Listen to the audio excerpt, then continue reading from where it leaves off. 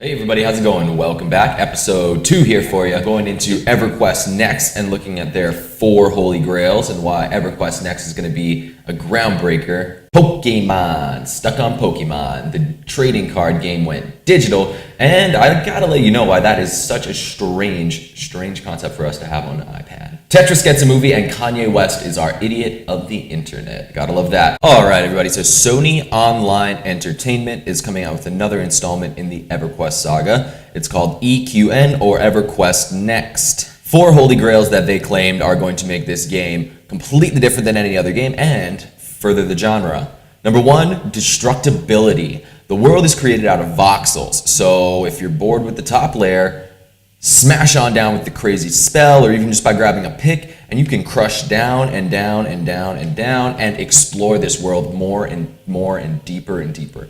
A life of consequence is the second holy grail, and that means that everything that you do is recorded and kind of metastasized by the game. So all of the opportunities that arise are because of the decisions that you've made throughout the game. I don't really see anything too different than that. It's pretty much what everybody else has claimed their game's AI is doing. So we'll see how that pans out. But that leads into number 3, the emergent AI. Now the AI in this game is very advanced. So a life of consequence seems more powerful when you're considering the AI. So say you take a quest to pacify the goblins, but the Goblin King may send out a wave of enemies or just leave the area completely. Say you pacify a camp of orcs, maybe those orcs will come back in greater numbers, or they'll find a different part of the road to camp on, or they're just trying to obliterate you altogether. Number 4, rallying calls, and something I really enjoy. And now that I'm going through these, I kind of realize that they are kind of interchangeable, especially destructibility and rallying calls. I understand rallying calls are going to be your public quests, and everybody's going to be allowed to do them. But the cool thing about rallying calls is that they terraform the landscape. So you're raising a city, you're destroying a dragon's keep, you're pulling a mountain down. So really there's this tangible timeline that you've created in the game with yourself and your players. Anyway, let's move on. Alright, so you probably thought I was kidding, but definitely not.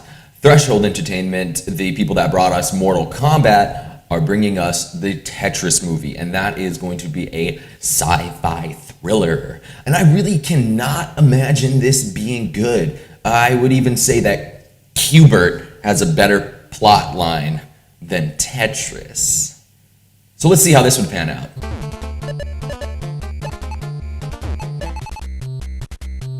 Oh, yeah!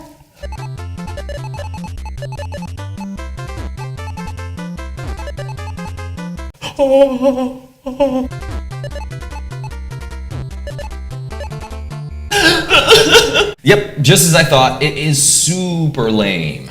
Alright, so if you are a hyper nerd like me, you walk around town and you see a cool building structure and you're like, wow, that would be awesome to play Firefight on. Or just something stupid like that, where you see an awesome piece of architecture and you really think that you would like to play or emulate that in a video game. Well, Father.io is actually solving that for us. Check this out.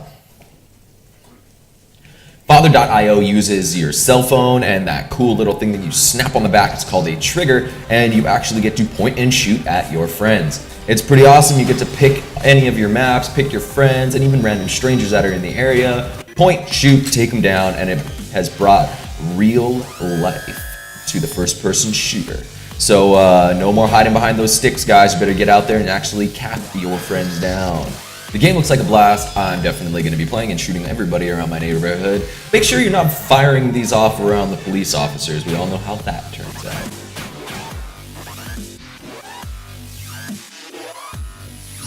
So I talked about it a little bit last week, and I needed to get back into it because there was an update in the Pokemon world. Now, if you go onto your iPad and you check the iPad App Store, you can check out the Pokemon digital trading card game. Now, it doesn't seem too fancy because with Hearthstone and Magic the Gathering all doing digital cards, the digital trading card games, it doesn't seem like a far-fetched stretch for Nintendo. But Nintendo has made a firm stance in the past that they're never going to release a piece of their games or their intellectual property on something that is not their designed hardware. So this is pretty interesting to see. If you got an iPad, go ahead and check it out. It is only for Retina displays, so if you don't have a Retina display, stop being poor.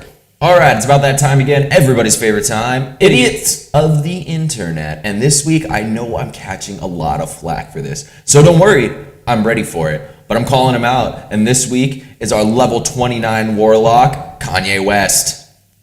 You can see him here walking in a public lobby with his exotic cloak on, and also walking hand in hand with the Speaker of the Traveler. Now, I've never seen the Speaker of the Traveler without her helmet on, didn't even know it was a girl, but it looked strikingly like Kim Kardashian. Alright everybody, episode 2 down, thanks for tuning in. Next week, can't tell you what we got, because I don't even know, but I know I'll see you here. See ya!